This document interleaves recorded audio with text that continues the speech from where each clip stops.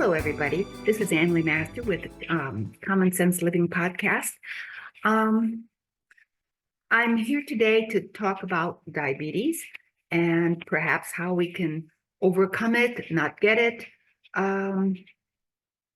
Just information. When I first started my podcast, I did express that I tell the truth as I know it and as I was taught in my education.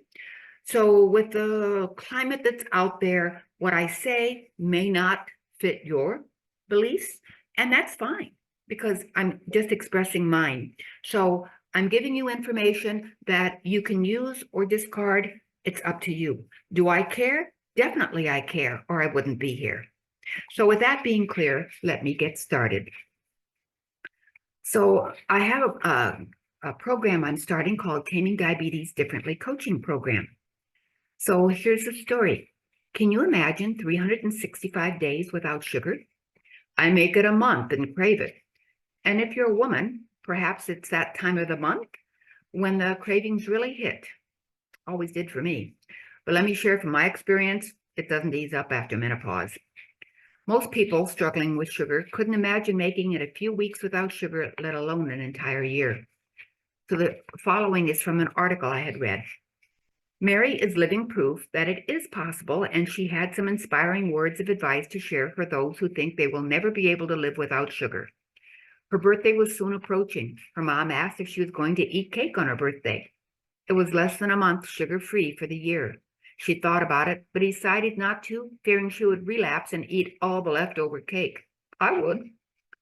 It was then she realized she didn't need cake to celebrate her birthday. By now, she really didn't even want cake. By allowing herself to have the cake, she overcame the desire to eat it. See, she gave herself permission, and then she made the conscious choice. Did she want to, or didn't she? She knew she could indulge anytime she wanted, but would it really be worth it? For one thing, if she gave in, she wouldn't have made her goal of the year without sugar, would she have? And that would have been a bummer for her. So this was huge for her. She never dreamed she would and could live life without sugar. Mary had made a promise to herself that she would not eat sugar for a year. She was 2 short weeks away from that goal and felt no need to indulge. She chose not to. She stayed with her goal. Now, for all of you at the beginning of a sugar-free journey and think you can never exist without sugar, you can. I do. One day you'll realize it's a conscious choice, not an endless struggle. You'll be so proud of your success. So are you ready to take the challenge of giving up the sweet tooth? No longer being a victim to the cravings, binges, and emotional eating and feeling the self-disgust at your failure? Join me. The Taming Diabetes Coaching Program will help you get there just like it did for Mary. You don't have to commit for an entire year as she did. Do it month by month, or even just 30 days sugar-free will show you how possible it is for you. You'll get so inspired, you'll want to continue. At just $30 a month, you have nothing to lose and everything to gain. Plus, if you sign up for my Taming Diabetes Differently 2-month course, your $30 investment will be applied to the cost of the course. So don't wait, join now. Let's finally put sugar behind you once and for all. Join my Taming Diabetes Coaching Program now. Email me at tamingdiabetes@yahoo.com. So this is brought to you by LeMaster. I'm a certified health coach, LVN, and so much more. So let's get on with a little bit more about the sugar and things that pertain to it. So berberine is a supplement that shows promise for prediabetes management. It's a new study. A new trial found taking a berberine supplement significantly improved markers of prediabetes like blood sugar and insulin levels over 2 months. Berberine could be an effective natural alternative to metformin for those with prediabetes. Excuse me. Berberine is a compound found in several plants used in Chinese and Indian traditional medicine, including barberry, golden seal, and Oregon grape. Research suggests it may have anti-inflammatory, antioxidant, glucose, and lipid-lowering effects. It has very poor oral bioavailability, so it's suggested to combine berberine with phospholipids to enhance absorption. Compared to placebo, taking berberine with phospholipids resulted in significant decreases in fasting blood sugar levels, insulin levels, total cholesterol, triglycerides, visceral abdominal fat volume by a CT scan, total body fat mass by a DEXA scan. No serious side effects were reported compared to metformin, the most commonly prescribed medication for managing prediabetes and type 2 diabetes. Metformin is associated with risks like vitamin B12 deficiency, and that affects the brain, lactic acidosis, diarrhea, nausea and vomiting, and kidney injury. The researchers concluded berberine could be a natural alternative to standard pharmaceutical options like metformin for those at high risk of developing diabetes. In addition to the current study, berberine has shown promise for improving markers of high blood sugar in other clinical trials. Overall, accumulating evidence from randomized trials suggests berberine supplementation can lead to clinically significant declines in short and long-term blood sugar markers. More research is still needed. So we have a hot one on the market now, Ozempic. So this is the doctor's own story, what it's like to take Ozempic. This is Dr. Schweiner, an MD, and this is an article of March 8th of 2023. With the rising popularity of weight loss drug injections, I've received many questions from patients about the pros, cons, and costs. While Ozempic, I can't pronounce these medical terms, I swear, semaglutide is perhaps the best known. It's technically an agent approved only for type 2 diabetes that has been used off-label for obesity. The same substance is approved for use in obesity, but at a higher dose under the brand name Wegovy. Alternatives are available and results will vary depending on the specific agent used and the individual. Ultimately, the doctor decided to try these new injections for herself. And she's not a paid representative for nor an advocate of any of these medications. She's only here to share her personal experience. In her discussions with patients about weight, she says, I sometimes felt like an imposter. While I was overweight by medical standards, I fortunately had none of the underlying health problems. I wasn't on medications for blood pressure, nor did I have diabetes. But I was counseling people to lose weight and eat better while not always following my own advice. Excuse me. Since having children and turning 40, my metabolism, like many other women's, seems to have plummeted. I tried a number of older weight loss medications like phentermine and phentermetrazine under the supervision of medical professionals. Each time, the efforts worked for a short while, particularly when I followed good portion control and practiced moderate exercise. Once the side effects like tachycardia, palpitations, mood changes, constipation became intolerable, or I became tired or fearful of being on the medications too long, I'd stop and would regain some of the weight. When the newer subcutaneous injectable medications arrived on the scene and I started to talk to my patients about them, I was intrigued by their novel mode of action and seeming benefits.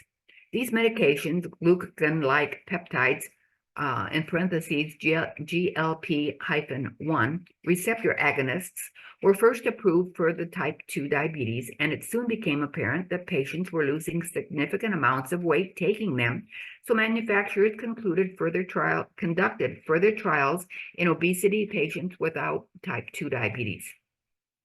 The first of these, liraglutide, is injected daily and was first approved as Victoza for type 2 diabetics. Rephrase that, for type 2 diabetes. It later received an additional approval for obesity in December of 2014 as Saxenda. Semaglutide, another of the new GLP-1 agonists, was first approved for type 2 diabetes as Ozempic, but again was found to lead to substantial weight loss, so a subsequent approval of the drug for obesity as Wegovy came in June 2021. Semaglutide is injected once a week. Semaglutide was branded a game changer when it was licensed for obesity because the mean weight loss seen in trials was around 15% more than for any other drug and approaching what could be achieved with bariatric surgery, some doctors said. These medications work in a different way from the older weight loss drugs, which had focused on the use of amphetamines. The newer medications became very popular because treating obesity helps lower glucose, blood pressure, cholesterol, kidney disease risk, and other comorbidities that occur with diabetes. Plus, for most people, there were fewer side effects. She first tried Saxenda when it arrived on the market via some samples that the pharmaceutical representative brought, both out of curiosity and to see if it would help her lose a stubborn baby weight. She says she ended up stopping the daily injections after my second or third week because of nausea and vomiting. I took a break, got a prescription for anti-nausea medicine, and tried again because it did indeed decrease my appetite. However, when I took my prescription to the pharmacy, my insurance wouldn't cover it. It happens to doctors too. Fast forward to 2017, 2018. The baby weight was still holding on despite lifestyle changes, diet, and exercising. The newer drug classes hit the market, and again, we had samples from our reps. When our rep explained the potential for weight loss in patients without diabetes, I tried Ozempic off-label. Within the first 2 weeks, I noticed a 3 to 5 pound weight loss. When Ozempic was on back order, I switched to a low dose of Mounjaro, a new dual GLP-1 and glucose-dependent insulinotropic polypeptide, a GIP, agonist approved for type 2 diabetes last May, again using it off-label as a weekly injection as it isn't currently approved for weight loss. However, it does produce significant weight loss and is awaiting approval for obesity.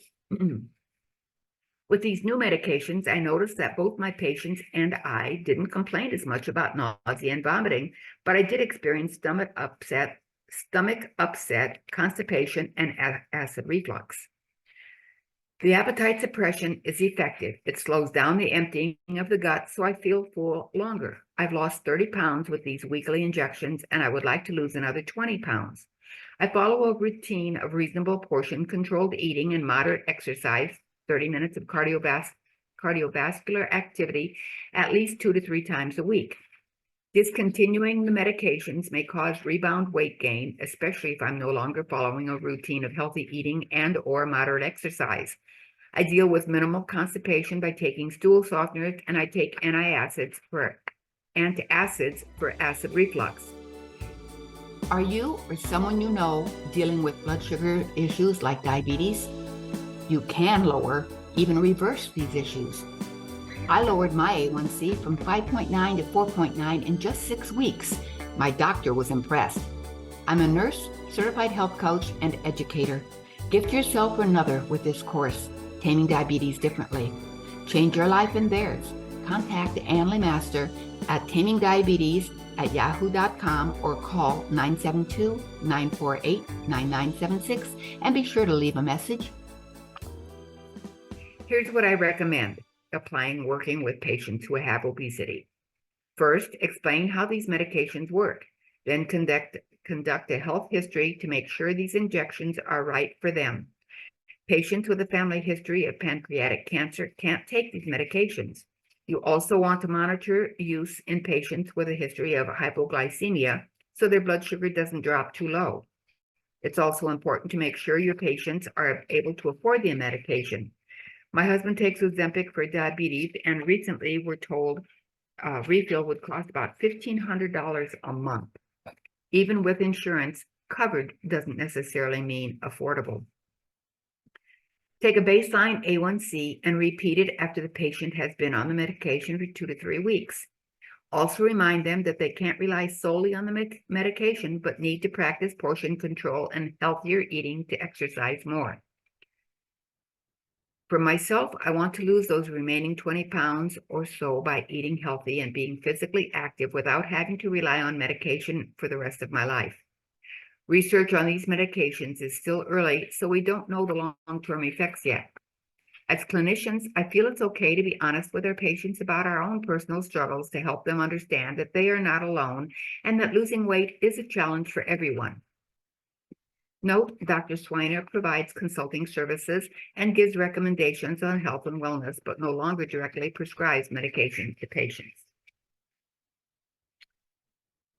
So we have another article here titled Diabetes Reversed, Lies? So what causes prediabetes and type 2?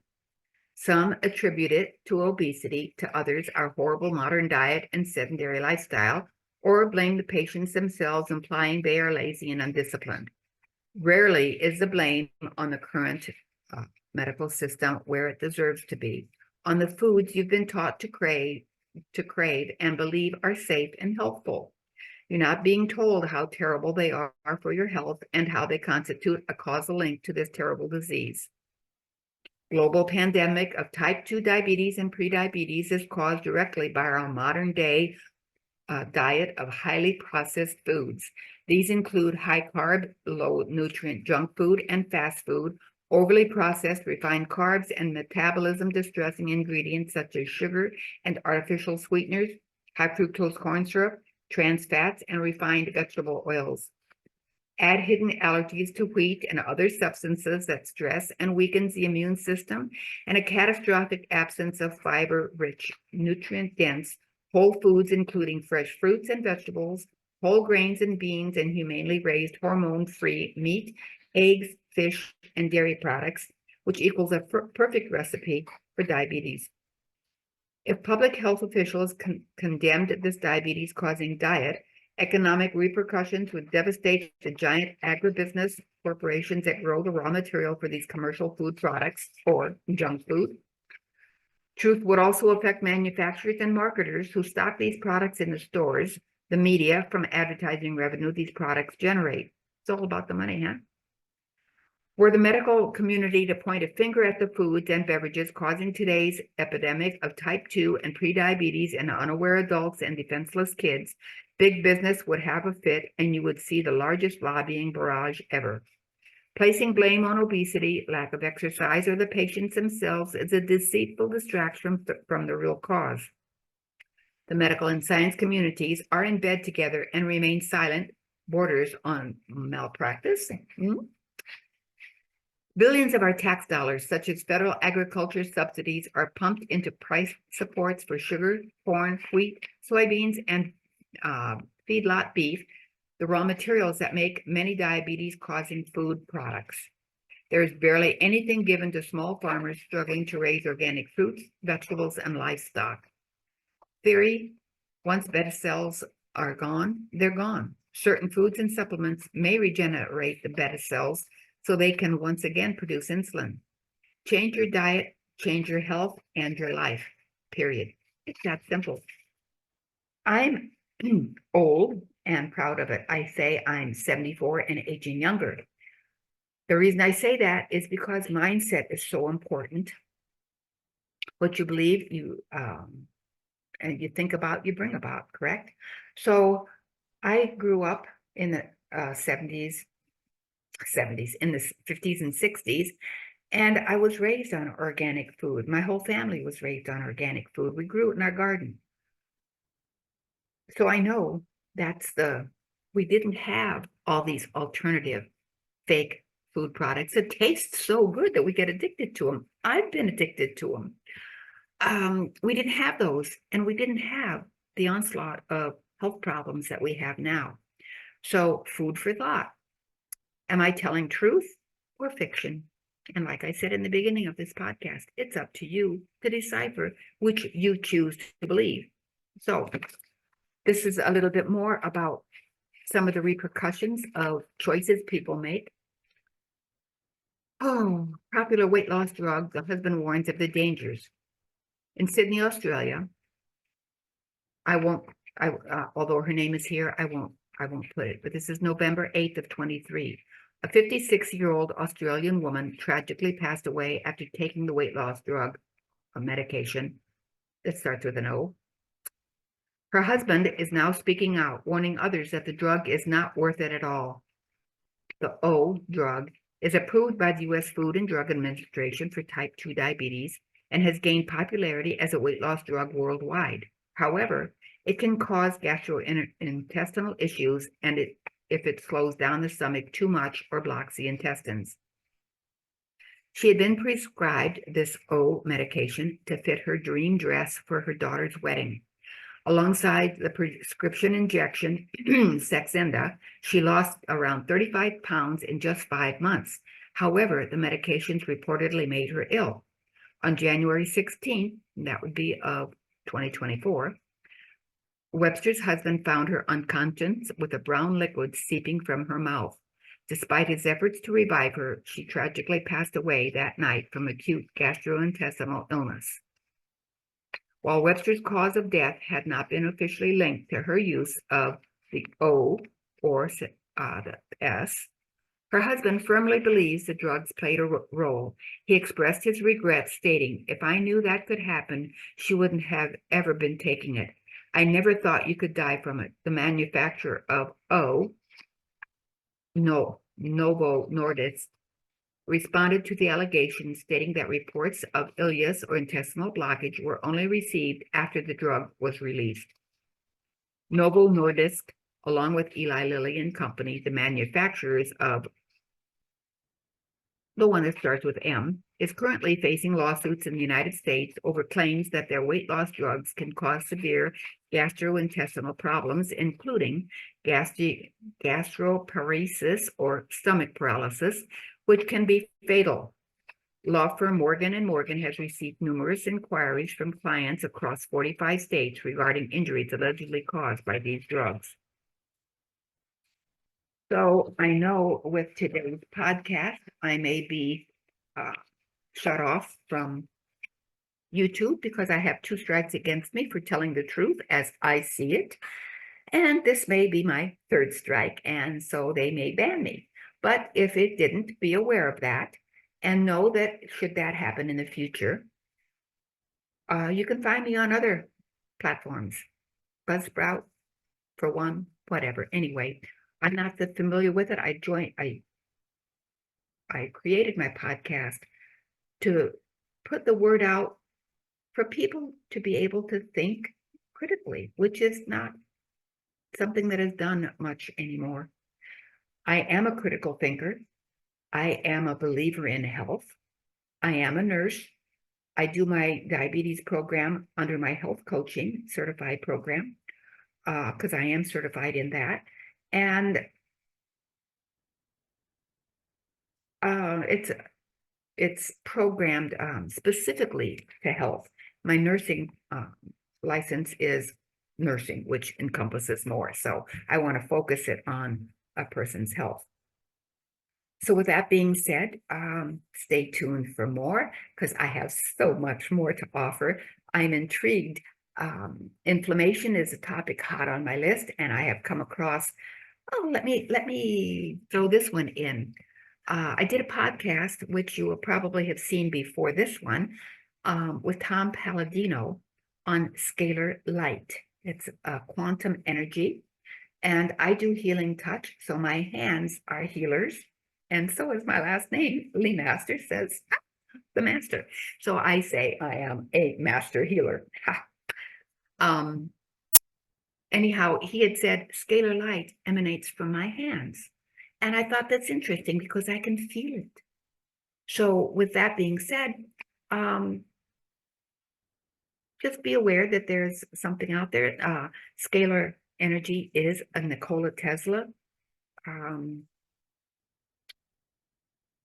technology, for lack of a better word. I can't think of another word. So anyway, that's exciting. And also, I've heard about a new to me detox product, and I'm intrigued. I began that probably 5 days ago, so I'm intrigued how that's going to affect me. So anyway, stay tuned. I have so much more in my wealth of knowledge basket over here.